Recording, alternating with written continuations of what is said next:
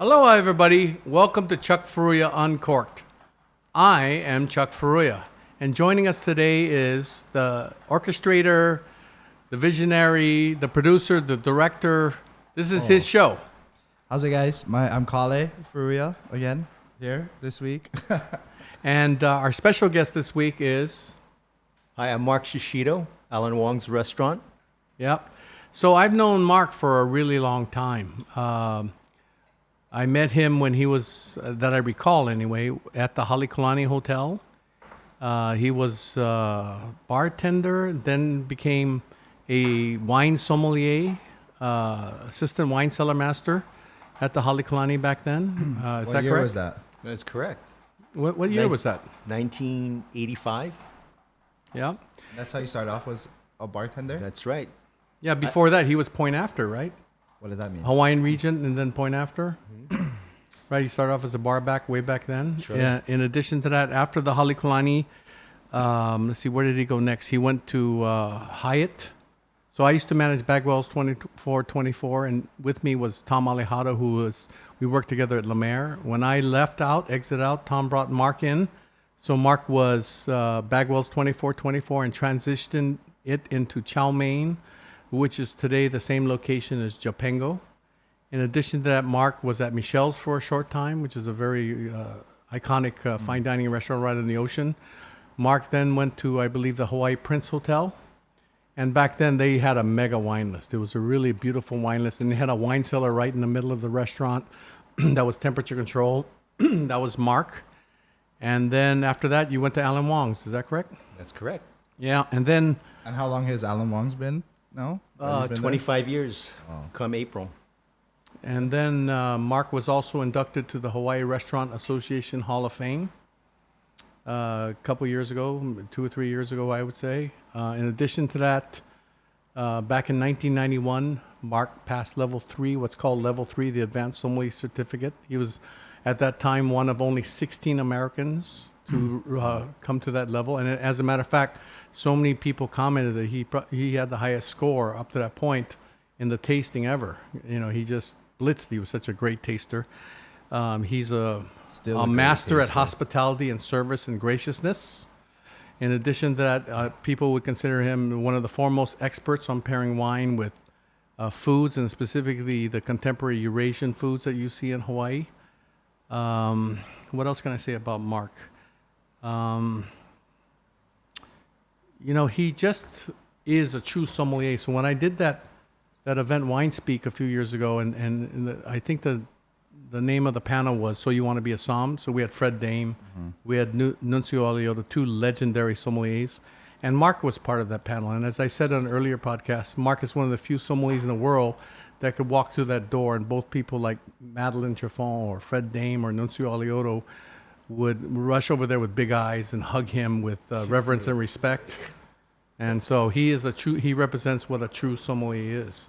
So Mark, let's just dive into this now. So what really spurred your interest into getting into wine? What was that first moment of that just you decided, well, I need to get into wine? Or this is what you're going to do for the rest of your life, kind of thing. You know, it was back in the late 80s, I believe, when Chuck had passed the Masters. He had brought the Quartermaster Sommelier program to Hawaii. And I remember he set up a retreat up in Koke, in Kauai. And there was at least a dozen of these young food and beverage people from around the state that they assembled to give them an insight as to what the court was all about. Wow. And Fred Dame, Nunzio Alioto, Fran Casella, Chuck, they took us up there, and for 2 days, I believe, we drank wine and we went through service and did all these classes on the various wine regions of the world. Just talk story. Just talk story. And it was more about how these gentlemen handled themselves. And so it was more about them. And whenever you buy into a group of people, a person, that is when you get inspired. And so it was more than the certificate. It was more than the knowledge. It was about, wow, these guys are just amazing. And what did it make you? What did you learn about wines at that Koke event? We did it 2 years, 3 years actually. We did it, and That was it right was just after a you passed your master exam? yes, but it was this You're number time. 10 in '88, right? Yeah, so it was this time that all the top wine people of Hawaii. We used to have really good wine programs back then. I mean, it's really pretty. Everybody thinks we're remote. We had good wine people here in Hawaii. And I think it was just an opportunity for people to gather and talk story and share insights. It was pretty special time, and so Mark came to that. And what was it about wine specifically that you learned, or that you sat there going, "Wow, look at this new horizon"? It was more than, think about it. We were in our early 20s. When we first got into wine, it was all by accident. And so when you think about a story in the glass, that's what it was all about. And that's what they opened up. The perspective of what wine was all about. It was more than just a beverage that we had with food. And of course, that was the important element. It was wine with food. It was not just wine. And it was about the people. And that there was a story behind every wine. Wow. That's So- what captivated me. So I want to go into this wine and food thing now that you've introduced it. But before I segue to that, let me ask you another question. So, or let me make another statement, I should say, is that, that whole time was also a time that we really started getting into small artisan estates instead of large corporate wineries. So whether it was Burgundy or Bordeaux, it was these small artisan estates that specialized in this grape or this region, and it was a family-owned thing, and it was more artisan, more handcrafted, more personal, something like that. So that's what this Koke thing was intended to show, is that everybody was bringing wines that, that were not so commercial, not so well-known, not so brand-driven, and so I think that made it a special time. And then when you start tasting those kind of wines, you just have these aha moments like, oh my gosh, so that's what Puligny Montrachet is? Or that's what Chateauneuf de Pape can be? So it was so we had themes for the tastings, like it would be Rhone Valley from France, or it would be Burgundy, France, but it was all boutique winery driven. So what were the big wineries back then if Burgundies and Bordeaux's and stuff were more boutique and not in fashion? Well, there were the Mondavis. There were the Beaulieu Vineyards, a lot of California. I remember at a time where you had just a handful of selections coming from Germany. And when we realized when the movement came to Hawaii, a lot of these wines that came in, we would pop the cork and they would come out. And that, wow, there's a difference, One's fresher, one's brighter. The way the wines were handled, not as stressed. They were bright. So there was definitely a movement, and it's something that, your father or Chuck had set in motion. It was an awareness, a level of awareness that started from the consumer all the way up to the people that served. You got to Awesome. talk right into the mic, Got it. Mark. So, just so you understand, in terms of Burgundy, They're doing a great job. Can I do this? Yeah, Yeah. I can do that. so the larger houses from Burgundy, for instance, was Louis Latour, back then, Bouchard, Louis Jadot, Joseph Drouin. There's nothing wrong with those wines. They're really good. They're really consistent. They deliver, for the dollar, et cetera, et cetera. But this was just a whole nother horizon to explore, where you shake these guys' hands, and their hands are very coarse and callous, and their faces are very weathered, and it's just personal. Father, son, mother, daughter, father, daughter, whatever. It was that kind of stories that also caught your fancy, caught your imagination. It wasn't only what it was in the bottles. It was just the stories of how they've owned this land since 18-something or 1920 or something like that, and it's just passed down to the generations. So there's a respect for the land. This is how my grandfather farmed the vineyard. This is the kind of fertilizer. It's like a beef stew recipe, or it's like a lau lau recipe here in Hawaii, or a poke recipe. It's Passed just down it's from passed down, Generation to It's- generation, yeah. Yeah, so that's what it really opened the horizons about to me. What's cool to me is that you guys have seen, the landscape of wine, not only in Hawaii, but it seems, you have a pretty good idea of what it is worldly, evolve. I mean, you guys have witnessed that history, which is kind of cool to me, you know? Well, I think then from Kokei, I correct me if I'm wrong, Mark, but after that, shortly after that, became the Hawaii regional cuisine movement Surely. with chefs like Alan Wong, the head of the patriarch of your restaurant group, Roy Yamaguchi, of course. So it was bringing different dynamics of food to Hawaii, and then understanding you're not pairing it with cream and butter sauces of French restaurants anymore.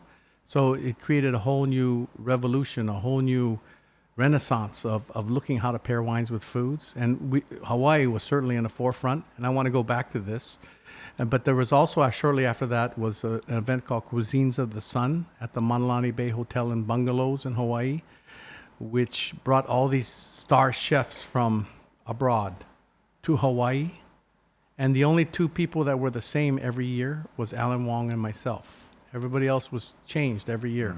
So we had famous chefs like Emeril Lagasse from New Orleans, and Charlie Trotter from Chicago, and Rick Bayless from contemporary Mexican food. We had soul food, Balinese food, Jamaican food, Brazilian food, Argentinian food, Moroccan. Yeah, it was just crazy. Soul food. I mean, who's going to pair wines with soul food? So it was this opportunity for all of us to also work with pairing wines with those kind of foods. So all these steps were huge learning opportunities in those days. What do you think, Mark? Absolutely, because when you think about it, each one of those events, you get a palate memory, you form a library. And we had an opportunity to work with all the chefs and working with your father. We had an opportunity to taste dishes, wines from all the producers. And so going back to the movement with the Hawaii regional cuisine chefs, these were chefs that were championing local producers, local farmers. And the movement that was happening on the wine side was we were championing all the small producers, the boutique producers, and bringing them to the forefront. If you're going to do that with the food, then you should do that with the Right, wine. and it was perfect synergy. Oh. Yeah. Okay. So let's delve into this whole topic of wine and food now, because that's certainly one of your areas of expertise that you're world renowned for. So let's talk about what was an aha moment of a wine and shake your food head. pairing. Don't shake your head at that. Accept it. Wine and food pairing. There was never just one singular moment. Whenever I think about food and wine, I always think about my first aha moment, and it was Simon and Coca-Cola. So whenever I think about what works now, the basics we grew up with, we think about it, right? So Simon's kind of salty and briny and so on, and Coca-Cola is sweet and also has that acidity, nice and refreshing. I always like that combination. And you think about when all the components in wine and you pair it with food, there's a correlation there. Someone was just talking about us pairing soda with Simon and explaining why bubbles play well with carbohydrate. Why is that? Why? Well, bubbles cleanse your palate. They refreshen it for the next bite. So Mark, what then? What spurred you on then? You got to make sure you're talking to Mike when you're turning your head. One of the events that we did out in Lanai was luncheon, I believe, with Rafi Benjaloun. Yes, Imperial Moroccan Fez. food. Moroccan food, right. And that was out of Atlanta. He was out of Atlanta, right? Right. And so you selected wines that were not only dry Rieslings, but fruity Rieslings, and how they worked with dishes that were not only earthy, but very aromatic, rustic, and how the Rieslings interacted with them, filling in all the gaps and just perfectly complementing the flavors, whether it was lamb, and we paired, I believe, white wine with that, as well as fish and seafood. Perfect, eye-opening. And specifically Rieslings with the lamb? We did In a lot Riesling, of cases, yeah. We're going to talk about that a little later when we get into the Rieslings. But, like Chris Ramelb said, on a podcast or episode, he was talking about yin and yang. You have complementary, but you also have contrasting. So what Mark's talking about is complementary. So more complementary. So when you eat a fish. When you go to a restaurant, you order fish. Somewhere on the plate, there's a lemon, whether it's a squeeze, a wedge, or it's in the sauce. When you squeeze the lemon over a fish, what does it do? It cuts through the fishiness, it cuts through the oiliness, it cleanses your palate between bites, correct? So the lemon can't stand on its own, but it accentuates the food. It makes the food taste better and more dynamic, more interesting. It creates a synergy that each individually cannot do by themselves, right? So that's kind of like what Mark's alluding to. So when you have something spicy or super salty, then you want something like that mimics kind of like biting into a cold apple or cold pineapple. So it Crisp. counters that sensation. Yes. But at the same time, it cools and soothes your palate. So that's what he's talking about with the Moroccan food. You got all kinds of crazy spices. You got all kinds of long cooked foods, that all these spices and all these characteristics and all these ingredients kind of meld in really smoothly and deeply because they're cooked for such long. It's not like stir fried. Stir fried is quick, so you taste the sugar snap pea and you taste the. This is different. This is more braised foods, more oven roasted foods. That things had a chance to melt together. Oh. So it's like stew on the fifth day, After it's been sitting in the fridge. Right. But what was really eye-opening was, despite the fact of how complex these dishes were, Rieslings just slid in because any lesser of a wine would have been overshadowed. So now that we're talking about wine and food, we had Ariana and Chris Ramelb. We were started with them last week. And they were both mentioning that one of their aha moments with pairing wine and food is your guys' ginger crusted Onaga and paired with that German Riesling. Was that you that put that pairing together? Yes.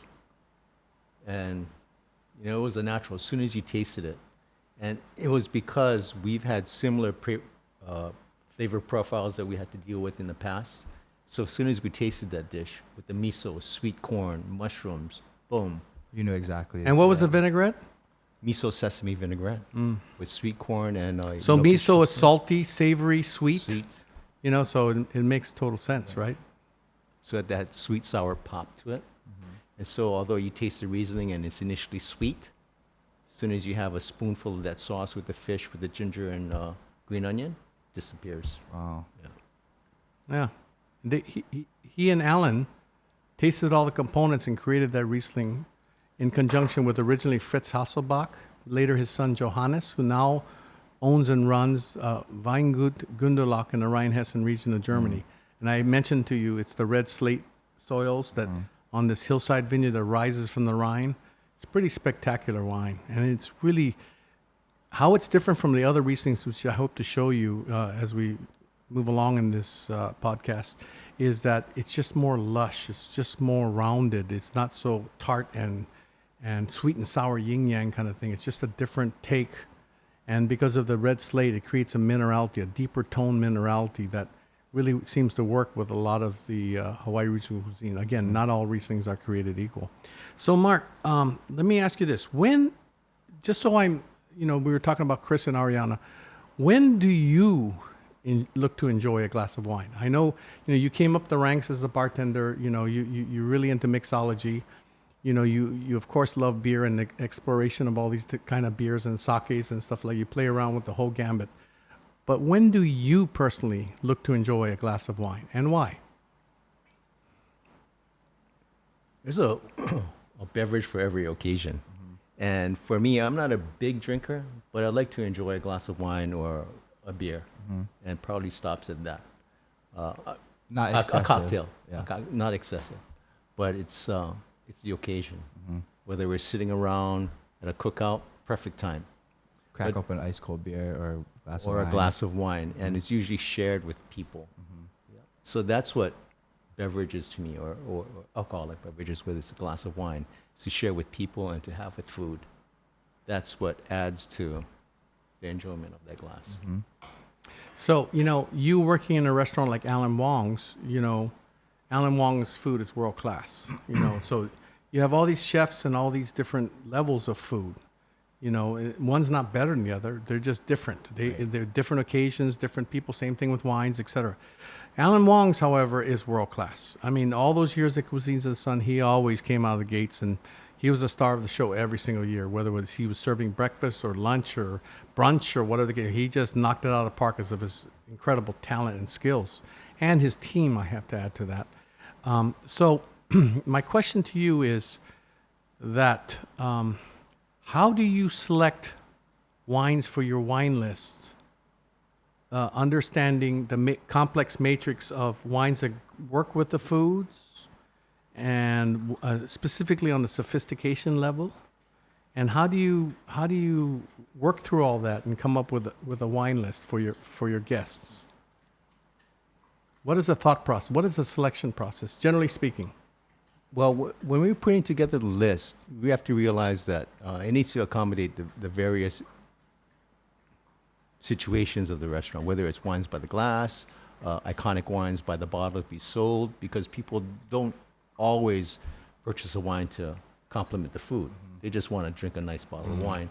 And also there is another area that I select wines that will pair well with each of the dishes. And so they never come available all at the same time. So it's like one day, like when you go fishing, well, certain days ahi's running, certain days mahi's running, and sometimes you bottom fish. So when these wines that we taste come available, we pick them up because we have, bam, this wine has great texture, has great balance. The complexity and the nobility of the wine and winemaking make it ideal for his dishes. And knowing that each wine is never a bad wine, it's just for the different occasions. And so sometimes these wines that we purchase, they sit and wait for that right time. Yeah. So it's a dance then. Yes, You have to. You're kind of packing away nuts for the rainy day, you know? So, is deliciousness and enjoyability, is that an important common denominator when you're selecting wines? Absolutely. How about things like balance? Absolutely. Yeah, I would imagine with your kind of foods, alcohol, glaring alcohol, and overt aggressive oakiness would be okay for those people that want to drink wines by themselves, but not necessarily goes in your food, right? Absolutely. You're Yeah. correct. So when you're making the selections, that's what you're keeping in mind. Wine that is balanced, relatively moderate in alcohol, has all the components to complement the kind of dishes that you have. And with Alan's food, gosh, he fills in all the boxes. So when I'm looking at a wine or judging a wine, how does it go with aromatics? How does it go with a slight spice? Can it complement a wide array of flavor profiles all at the same time? Instead of just one dish. Right? Exactly. And though sometimes she says, "Man, you're always pairing Rieslings with my dish." I go, "Well, taste it. You have 20 components that I have to work with. Not to mention there's maybe a slight bitterness or texture that I have to deal with, and heat, and extreme Heat of the aromatic dish or spiciness? spice. And so I have to worry about alcohol levels. Because if it's too alcoholic, it'll Accentuate the heat. You want something to kind of calm it down and complement it. So that's why you look for wines that are relatively low in alcohol. I didn't know that. Yeah. Okay, so Mark, now what about, one of the challenges with all restaurants, I think, or in finding wines that offer to the whole spectrum of people out there,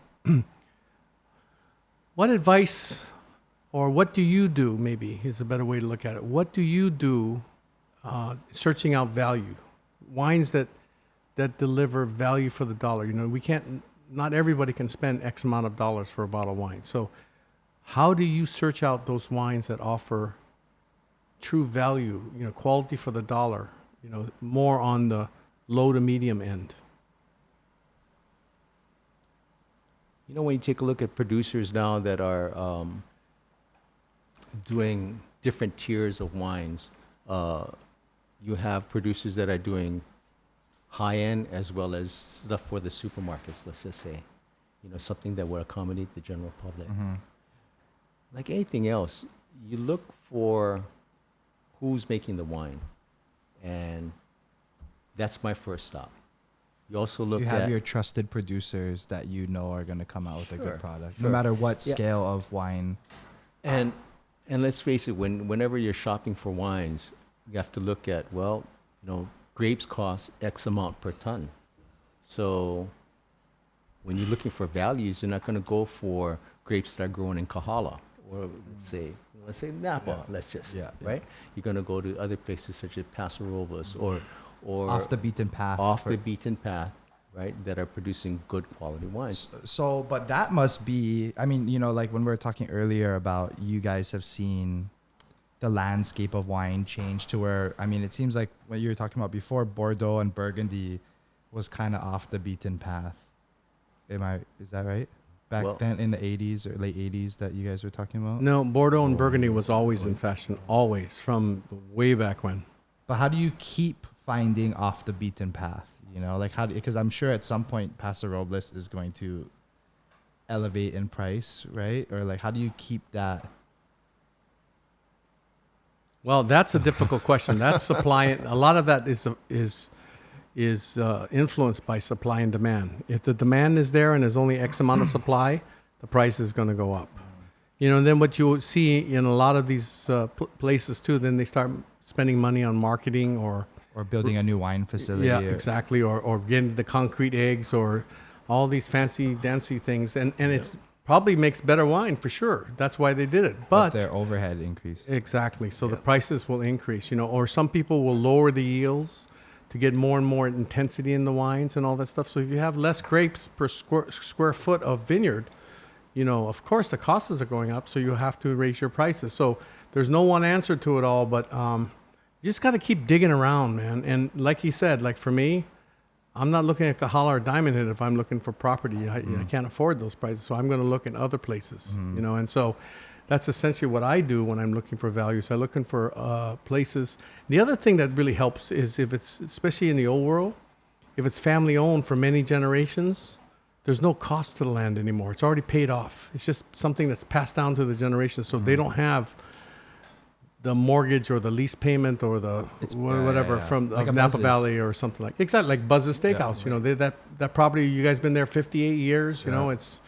It changes the game plan, your financial plan. So I think that's a really important point. Before we digress to outside of restaurants, Chris and Ariana always comment on your graciousness on the floor and your style of service, and that no matter how busy you are, you can never tell how busy you are, and you're able to juggle all these things. Can we talk about service a little bit before we dive into the next section? I think that's super important on this podcast. It's not only, it is a lot about wine, but it's about, if we're talking about being a true sommelier and working the floor, and everyone comments how you're one of the best at that. Second best. Because I learned. Who's the best? Because I learned from the best. Me. Who's your daddy?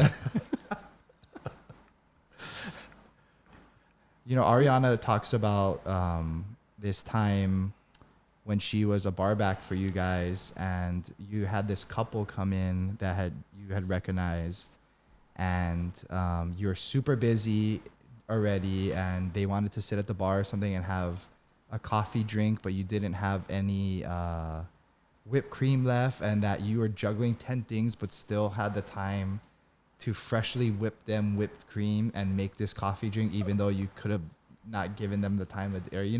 I think that's that's something that I really like to hear about, and I think that that's something other people would. When you talk about service, service doesn't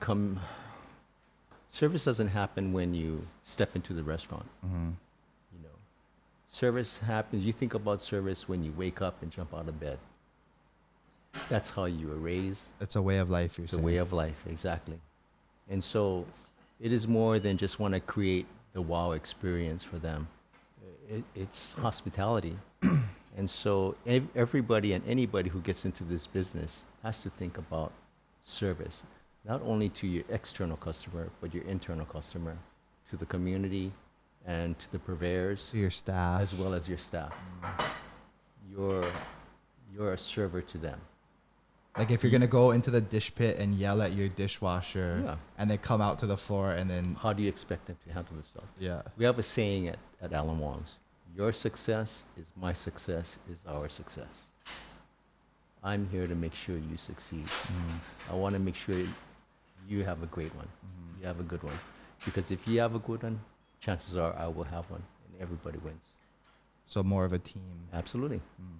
And then let's talk about a little bit before we move into the next section about, you being able, I mean, I don't know if you have an explanation for it, but just juggling all these things and never letting on how busy you are and giving someone your time as best as you can,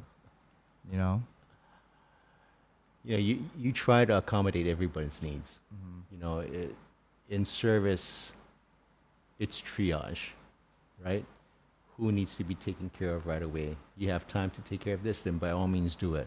You're always trying to budget your time so that everybody is taken care of, but you want to take care of the immediate need. And that's something that you're thinking about constantly. through Surely, service? absolutely. I mean, you're scanning the room. So when Chris and Ariana were working in the restaurant, they said, your head's got to be on a swivel.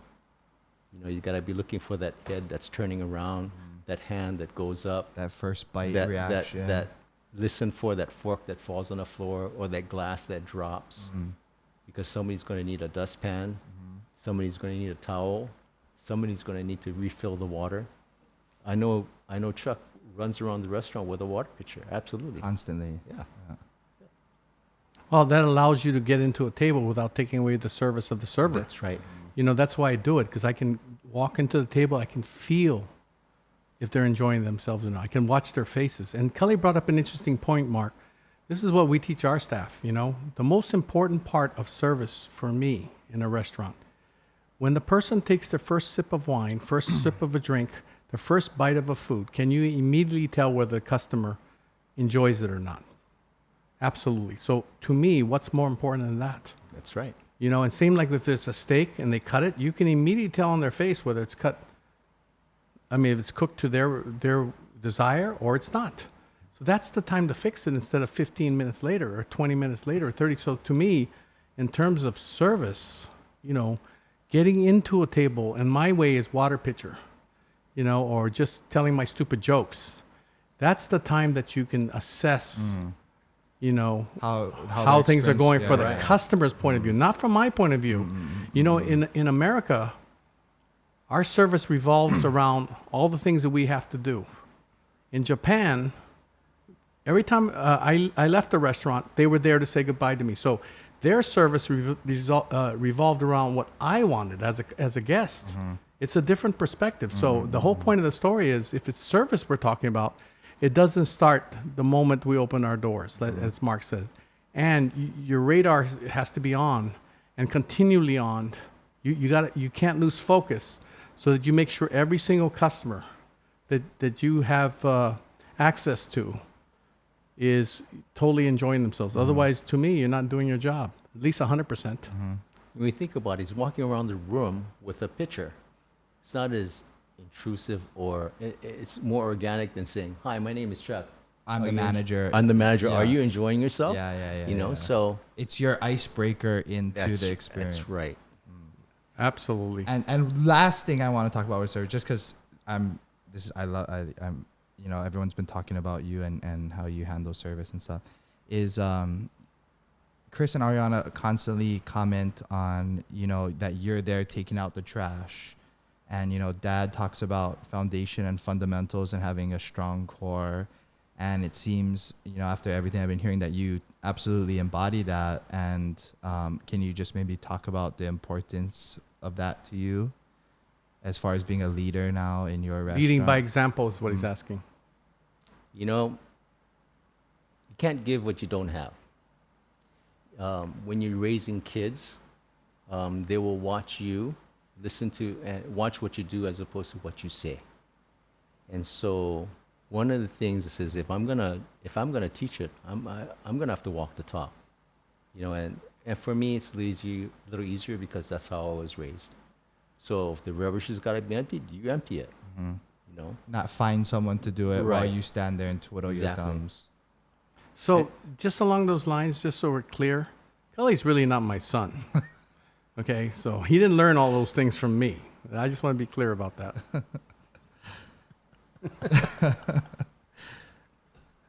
Okay, so let's talk about the world of wines now. And I just would like to bring up a subject that I think that's very meaningful to you, and it's certainly very, very meaningful for me.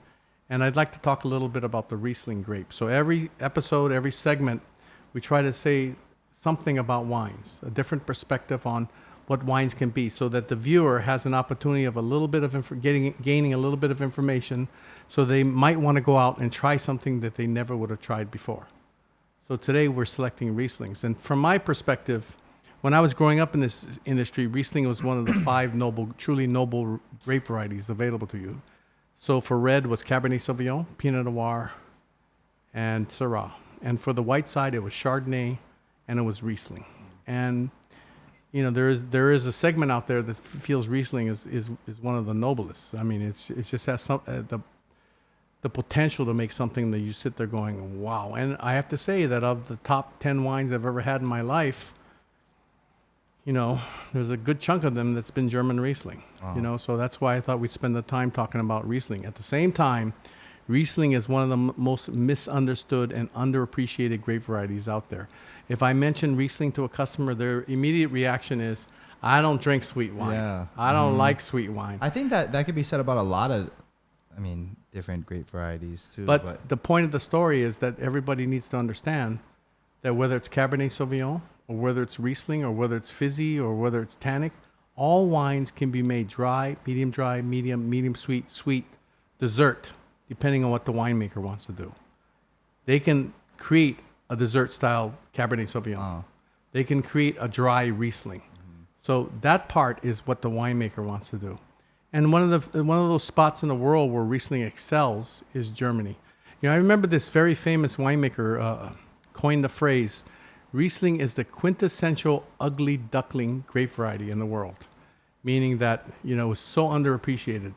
But then when you have it, and you have it with food, or you've had a chance for it to blossom inside the bottle of some considerable aging, then you see the swan come out. You see the peacock feathers. And so I thought we dabble a little bit about Riesling today. Did you choose Riesling specifically because it's Uncle Mark on today, and that's something that you seem to enjoy as well? I thought because you said he was an ugly duckling. Well, now I'm a swan. But I think that's partly it. But because Ariana talked, and both Ariana and Chris talked about Riesling with ginger crusted Onaga. And plus that, you know, I've been tasting with Mark for a long time, and he has a lot of connection with a lot of the great Riesling producers out of Germany. I thought, who better to provide insight than Mark into German Riesling. So the first wine I'm going to pour is from the great producer named Helmut Donnhoff, and he is from the Nahe region of Germany. So Germany has 11 different wine growing regions. The most famous is probably known is the Mosel. And then tributaries off the Mosel, Saar and Ruhr are up there. And then the other major wine growing regions are influenced by the Rhine River. So it's just 11 different wine growing regions. This is Nahe. And Nahe is not well known in America. It's not well known, especially here in Hawaii. But it deserves attention, and certainly one of the greatest wine producers of not only the Nahe, not only of Germany, but in the world is Helmut Donnhoff. So the first 2 wines we're gonna do is from Helmut Donnhoff. So Mark, this is the 2017 Estate Riesling Trocken. Trocken means dry. So maybe you can tell us. Why don't you tell us what you smell and taste inside that glass? The first thing that hits you is earth, the ground that the grapes are grown in. You know, it has more that of minerality. That minerality, that stony, but it's a stoniness, and in the Nahe, especially in a lot of Donnhoff's holdings, you get a lot of quartz as well. So you get that earthiness to it. But to me, it's like stone. It's sort of like when Like wet river stones. Yeah, like you know when you're outside, because we live here in Honolulu, hot day and it starts to rain. Yes, And the yes, the water yeah. hits the cement. You get that smell right away. It's not exactly like that, but very similar Yeah. to it. And so one of the things that I get is more of a tropical stone fruit type of aroma. Yeah. What about in the taste? The taste, this thing is incredible. It's got great acidity. It's got great texture. Yeah. The finish is incredibly long. What does texture mean in a wine? The difference between skim milk, whole milk, and cream. When you taste those things, they have different weights, Different bodies. different bodies. So that refers to body. The cream is going to have the more body. And that refers to texture. No, texture is something different. He's just saying that because of the viscosity of the cream, it has a different texture than. Like this seems a little thicker. Yeah. There's Even a- when you swirl it. Yeah, it's got wonderful texture. Texture. And it's not choppy. It's not up front and then nothing in the middle. It just flows so evenly and completely from beginning to end. It's got wonderful texture. It just glides on your palate. I think that's wine is, and it's dry. This is bone dry wine. This is drier than a lot of California Chardonnays. You know, so everybody thinks Riesling is sweet. That's not the case here. So let me quickly explain this wine to you. So again, Donnhoff is one of the great producers. If you look at the label, it says Riesling. So that's the name of the grape. I mentioned that this is an estate Riesling. So the estate Riesling, so just so you understand, Germany has a very complex method to their labeling. It's all controlled by the government. So on the highest quality German Riesling bottles, you'll see the name of the town where it's from with the letters er added to it. The second word will be the vineyard. So hence Wählen or Sonnenner. Wählen is the town, Sonnenner is the vineyard. You know, Piesporter, Goldtrupchen. Piesporter is the town plus Goldtrupchen is the vineyard. Then it gets very complex because that sense of place, that's where geologically and geographically it comes from. Okay, and then the third word is then when the grapes were harvested. And I don't want to even get into that subject on this podcast, but those three That's words the can tell organization. you so much about specifically where the wine came from, when it was harvested, etc. I mean, it's very specific. So it's confusing at first, but when you really get into the swing, it really helps you to identify where this wine came from. So back in the 70s, maybe I'll take that back. Maybe the 80s, some of the top estates started changing their labels a little bit. And German Riesling estate? Yes, and so especially at the high level. So this guy is saying in this case, my name is Helmut Donnhoff, and this is my estate Riesling. It's like saying Robert Mondavi Chardonnay. You're buying the name, the promise, the expertise of Robert Mondavi or Helmut Donnhoff in this. So they're trying to simplify it so that more and more people understand what, they don't have to understand all the technical stuff to enjoy the wine. Okay, from my perspective, when it's this level, because Donnhoff owns some of the finest vineyards, not only the Nahe region, but in all of Germany. His holdings are spectacular. He has some of the most breathtaking pedigreed vineyards in the world. So when he makes blends like this, it's not accidental. It's by choice. And the best way I can describe this to you so you better understand, so a single vineyard is like having the horn section. You got it? It's like having all these horns and they're playing. Whereas an estate Riesling, when it's done to this level, it's more like having an orchestra. So you have the strings, you have the horns, you have the percussion. So it's a more diverse sound as opposed to just the horn section. So this is a combination of different percentages of his vineyards. And every year it's going to be different. But it's all Riesling grape. Yes, 100% Riesling. So the first wine that you had is dry. That's why it says Trocken.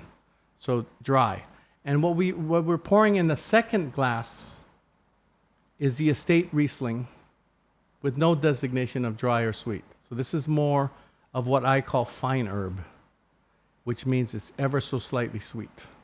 So, Mark, maybe you can tell us the difference between these two tastes and smells.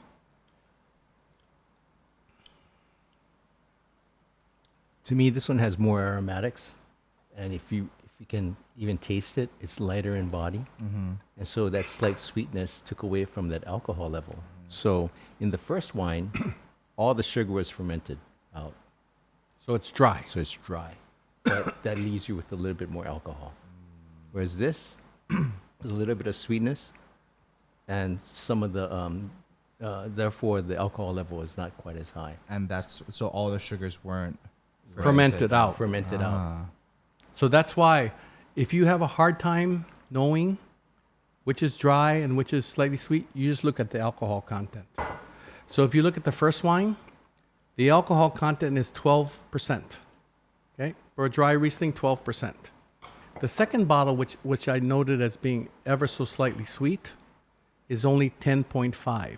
And even though that's only 1.5%, that's a lot of difference in Well, the it- world of wine. It's more apparent sweetness that's left inside the wine. Now, understand, these two wines aren't exactly the same.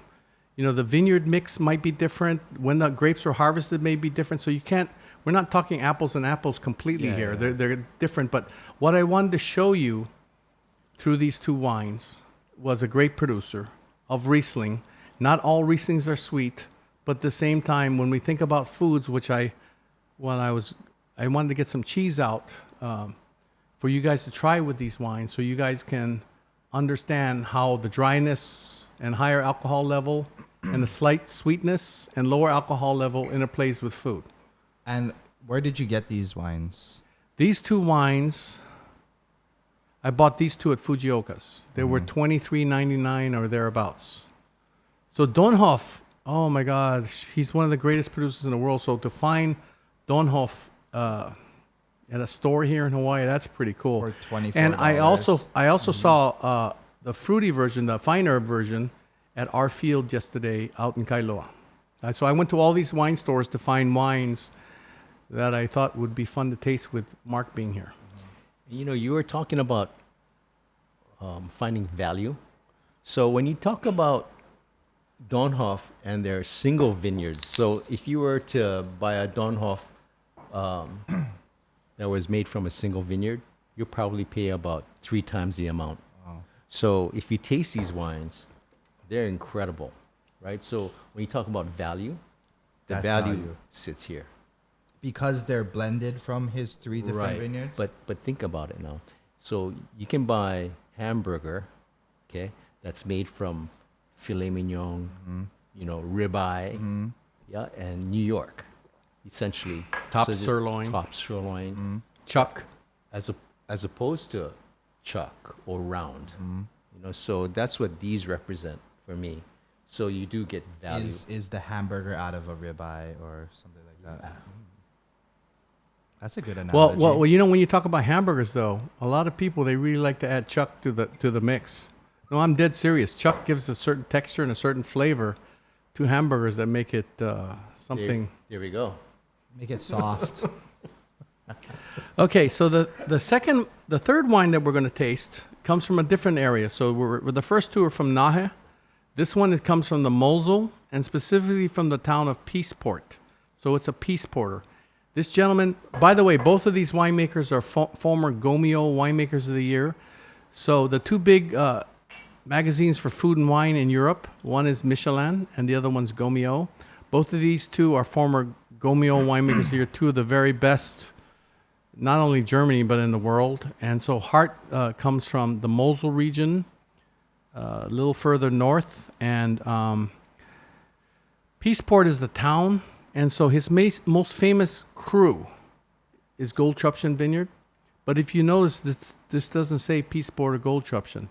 So he owns parcels in like at least 3, if not 4, of the single vineyards of Piesporter. That's why it's a blend of those vineyards. That's why it's called just simply Piesporter. And then the third word that's listed there is Kabinett. Kabinett is that third word that wasn't on the first 2 bottles because it's a different category of harvest wines. time. It's when the grapes were harvested. Doesn't mean that it's going to be sweet. It just means that the grapes are harvested between this range and this range of sweetness in the grape, when I harvested it.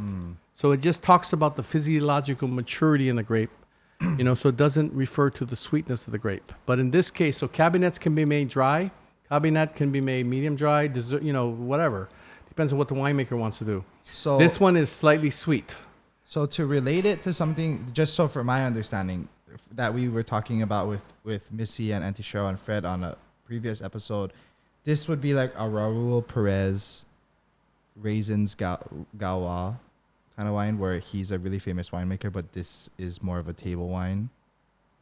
No, I don't think this is that kind of wine. This is just, and by the way, that was Marcel Lapierre. Oh, but Marcel Lapierre. but this is these are just like the wine I was going to open tonight is like a wine that's souped up. It's like got mag wheels. It's like full on, like this is the best I can do. These wines are more like the regular Chevy or the regular, it's just pure. It's just earnest. It's just, and it has a wider spectrum of foods because it's more imbalanced, not so loud, not so intense, not so concentrated, not so much swag to it. So this just represents genius. This would be like, across the world now, you see the Michelin 3-star restaurants, and then you see them also do a little cafe on the side. That, so it's similar kind of ingredients of top quality, but just a little more casual, a little more, that's what these wines are. So those Grosse Gewächs, as they're often called, the Germany's attempt at Grand Cru is like we want to compete against. Come on, bring it on, guys. This is more like what they do. This is what they are. And the Mosel is famous for their sweet sour balance. So that's what this wine represents by a great winemaker. And then where the first two wines is more quartz and porphyry rock and volcanic soils. First two wines and marl. Wine number 3 is more about slate, just like a chalkboard, just like a pool table underneath the old times. There's the slate, black, gray, and red slates are in this vineyard. Depends on what parcel you are. So it's a very different kind of minerality, and it's a very different growing area. The wines are lighter, crisper. They're not so masculine, so strong. And the most important thing I wanted to show you, however, that in this case, what the winemaker chooses to do is this wine is only 9 degrees alcohol. So that means it's slightly sweeter, apparent sweetness. So again, 12-degree alcohol, 10.59. That's why I chose these 3 wines, so that you could see the difference between dry, no sugar, and slow amounts of sugar inside because the alcohol levels are lower. And how's the difference in the taste, Mark? Rieslings are so transparent. I mean, they'll tell you where they're grown. So as soon as you pick up the glass, remember we were talking about stone and quartz, and when rain hits the sidewalk, right?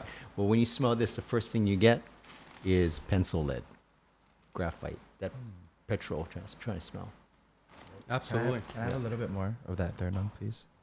No, it's rationed. And so I just got to say this, for anyone that is interested in the names of these wines, we will put the names in the description of each video. Moving forward, Well, just for people that would like to. Let me see. This And when you taste it, it's a different fruit profile. You get more apples and pears, more pippin apples, as opposed to stone fruit like or apricots or pineapple that you got in the previous 2. This is more green apple. Some lychee. a little bit of lychee. Yeah, I smell that. Yeah. That's the Mosel. It's green appley. It's very... You almost think it's going to be a little more tart, and it's normally higher in total acidity than the other wines. Enamel stripping acidity. Yeah.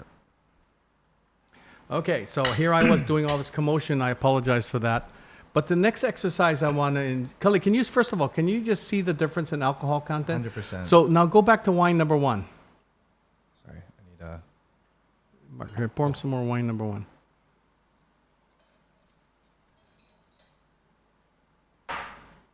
So, Cully, first of all, taste wine number 3, and then go back to wine number 1.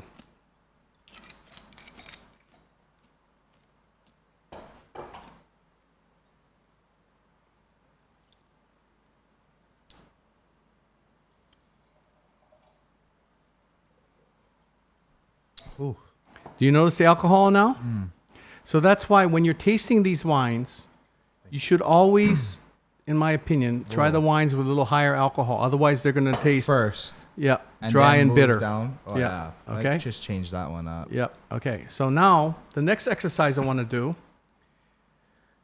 By the way, do you also see the difference in minerality between the two? Okay. The next exercise we're going to do is we're going to try. This is Cambozola cheese. So this is a triple cream cheese that has it's a triple cream category of blue cheese from Bavaria, Germany. So the blue vein cheeses, as you know, blue cheeses, they have a very overt saltiness to them, right? So now the exercise would be, I would like you now to try this particular cheese with the 3 wines and tell me your thoughts. From first to last. Yep.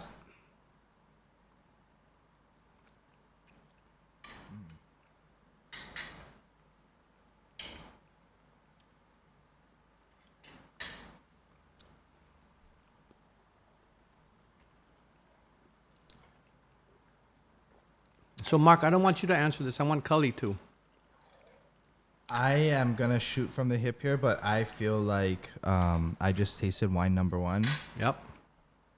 And I want to say that I taste the alcohol a little bit still. Yep.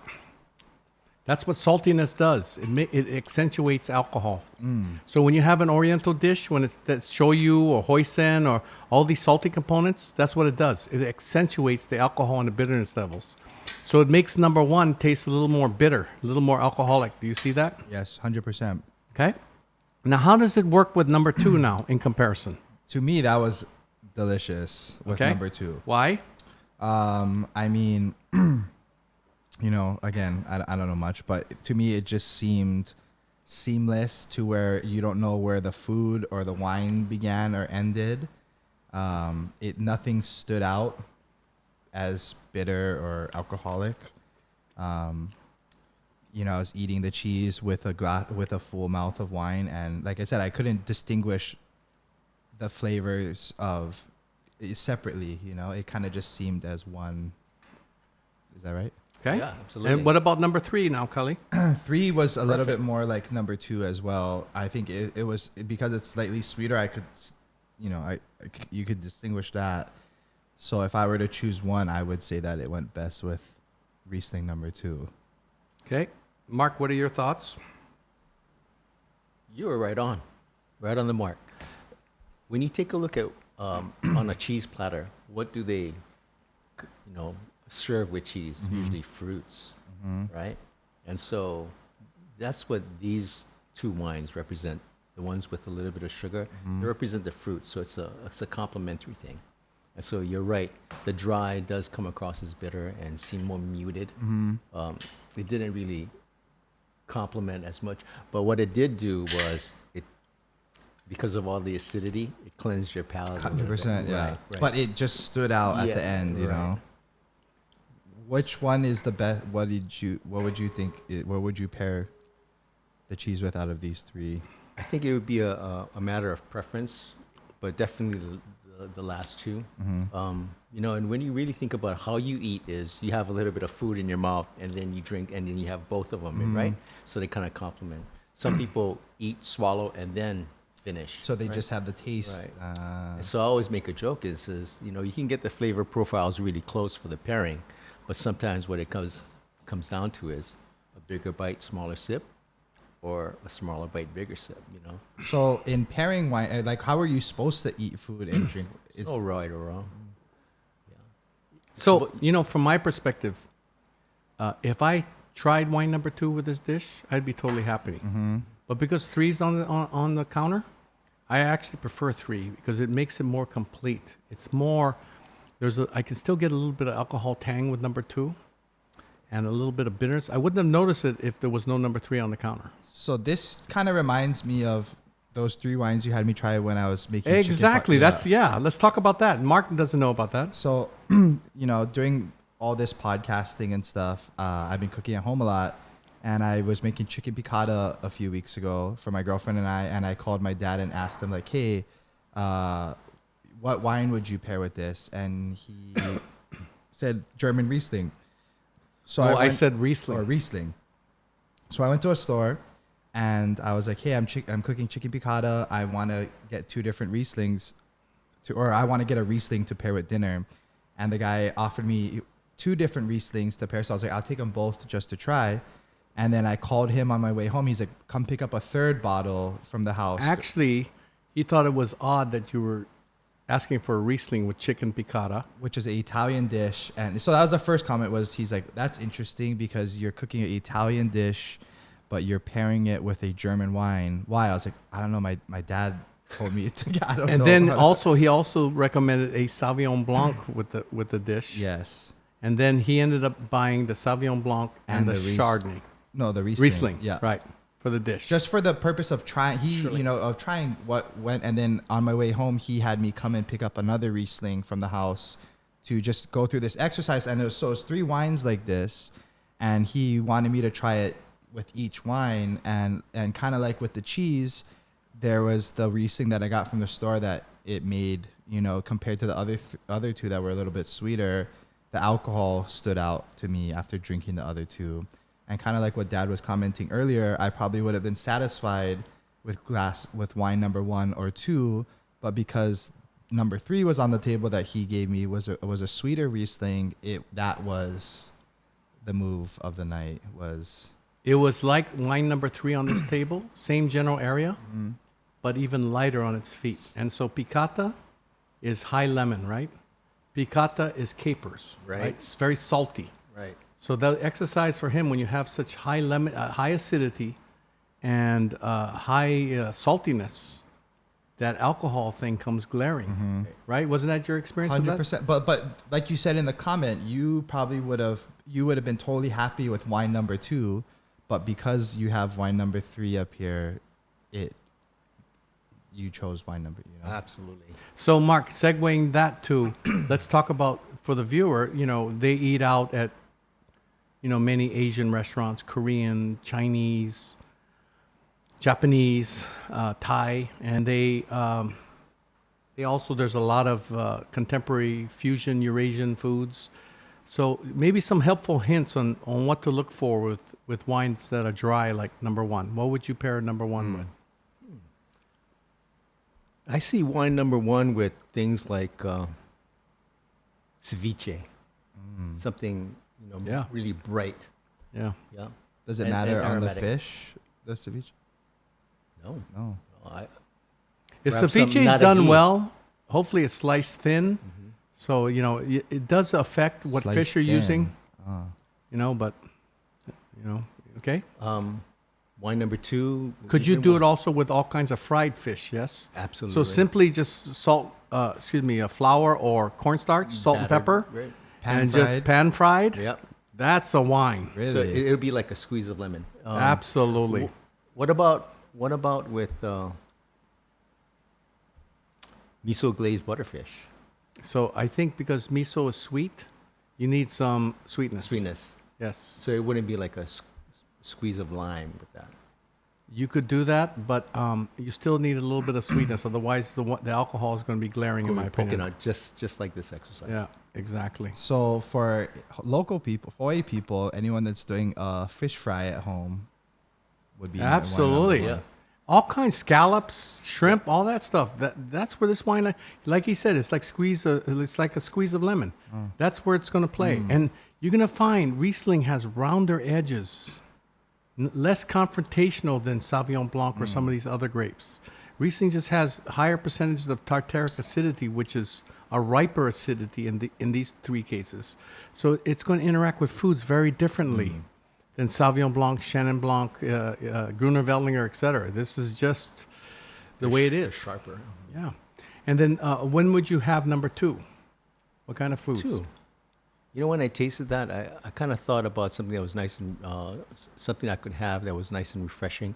I was thinking about fish tacos with guacamole, because it does have an aromatics to it. You got the cilantro, you got the tomatoes and so on. Fish. So tonight at the dinner I was at, they did a roasted beet with greens, little bit of goat's milk cheese, and a blood orange vinaigrette. There you go. There's number 2. You know, salads with goat cheese specifically, because goat cheese has a different kind of acidity to it.